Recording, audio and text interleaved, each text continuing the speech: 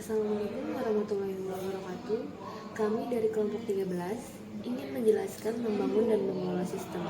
Perkenalkan, saya Marta dan ini teman saya. Baik, penjelasan pertama akan dijelaskan oleh Widyaningsih. Saya Widyaningsih.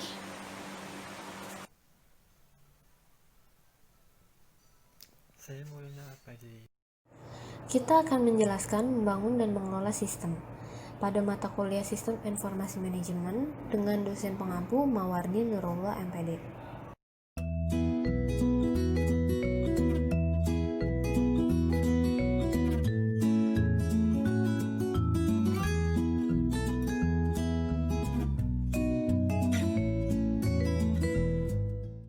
Sistem informasi baru merupakan hasil dari proses pemecahan masalah suatu organisasi.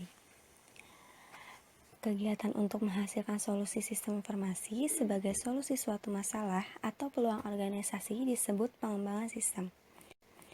Pengembangan sistem adalah semacam penyelesaian masalah secara terstruktur dengan kegiatan-kegiatan yang berbeda. Kegiatan ini terdiri dari sistem analis, sistem desain, programming, testing, conversion, production, and maintenance. Nah, kita bahas satu persatu ya.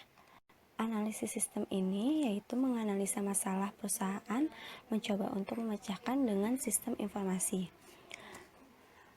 Analisis ini terdiri dari mendefinisikan masalah, mengidentifikasikan penyebabnya, menentukan solusi, dan mengidentifikasikan kebutuhan informasi yang harus dipenuhi oleh solusi sistem. Kemudian, analisis ini merincikan masalah sistem yang ada dengan memeriksa dokumen, kertas kerja, dan prosedur, mengamati operasional sistem, dan mewawancarai pengguna kunci dari sistem. Yang kedua, ada sistem desain. Sistem desain yaitu keseluruhan rencana atau model untuk sistem itu. Seperti cetak biru dari sebuah bangunan atau rumah, terdiri dari semua spesifikasi yang memberikan sistem bentuk dan struktur.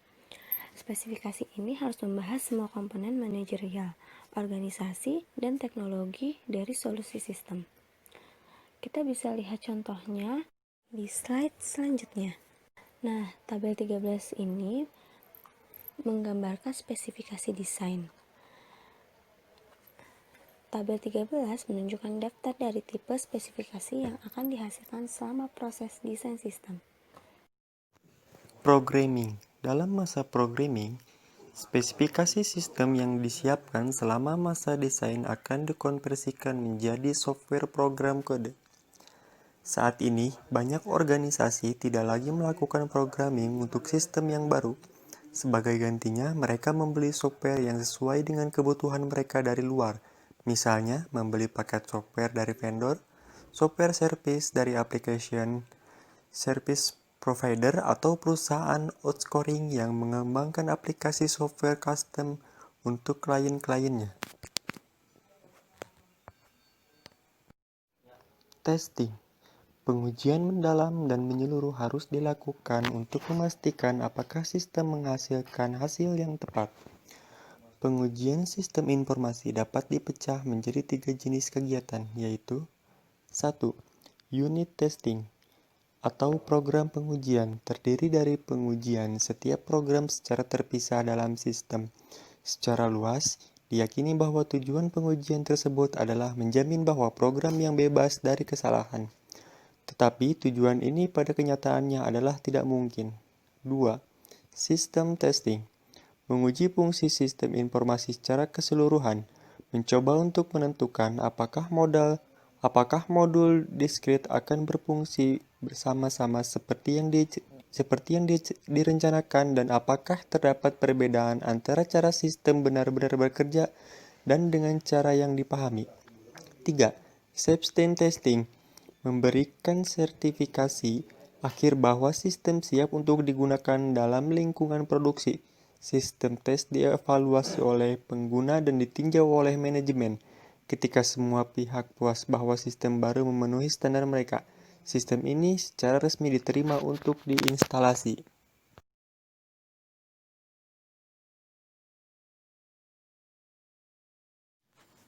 Ada 4 strategi konversi utama. Yang pertama, strategi paralel. Dalam strategi paralel, baik sistem lama dan sistem penggantian dijalankan bersama-sama sampai waktu tertentu, sampai semua orang yakin bahwa sistem yang baru dapat berfungsi dengan benar. Ini adalah pendekatan konversi paling aman karena dalam hal ini terjadi kesalahan atau gangguan pengolahan, sistem lama masih dapat digunakan sebagai cadangan. Yang kedua, direct cutover strategi. Strategi cutover langsung menggantikan sistem lama sepenuhnya dengan sistem baru pada hari yang ditentukan. Ini adalah pendekatan yang sangat beresiko, yang dapat berpotensi menjadi lebih mahal daripada menjalankan dua sistem secara paralel. Jika ditemukan masalah serius dengan sistem yang baru, maka tidak ada sistem lain yang bisa menggantikan. Dislokasi, kekacauan, dan biaya koreksi mungkin sangat besar. Yang ketiga, pilot study strategi. Strategi studi percontohan memperkenalkan sistem baru hanya pada area terbatas dari organisasi, seperti satu departemen atau unit operasi. Ketika versi pilot ini selesai dan bekerja dengan lancar, ia terinstal sepanjang sisa organisasi, baik secara simultan atau secara bertahap. Yang keempat, phased approach strategi. Strategi pendekatan secara bertahap dalam memperkenalkan sistem baru baik oleh fungsi atau unit organisasi.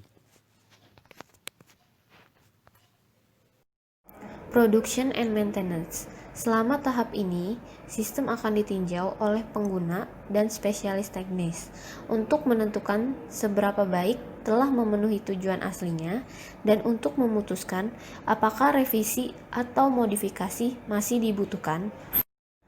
Pendekatan alternatif membangun sistem. Yang pertama, tradisional system life cycle. System life cycle disebut juga Software Development Life Cycle atau SDLC, adalah metode tertua untuk membangun sistem informasi.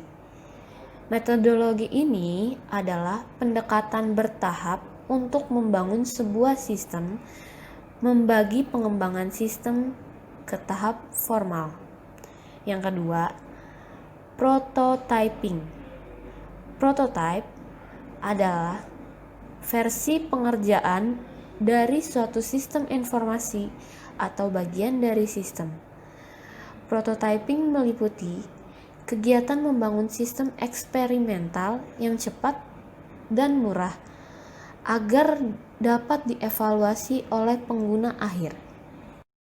Pengembangan aplikasi untuk perusahaan digital. Yang pertama, ada Rapid Application Development atau RAD. Yang kedua, ada Component Based Development and Web Service. Yang ketiga, ada Web Service and Service Oriented Computing. Kesimpulannya adalah sistem informasi yang baru merupakan suatu hasil dari proses pemecahan permasalahan organisasi. Suatu sistem informasi yang baru dibangun sebagai suatu pemecahan bagi beberapa tipe permasalahan, merupakan salah satu yang mana para manajer dan para karyawan menyadari bahwa organisasi tidak berjalan sebaik yang diharapkan atau bahwa organisasi harus memanfaatkan keuntungan dari peluang yang baru untuk dapat mengerjakan dengan lebih berhasil.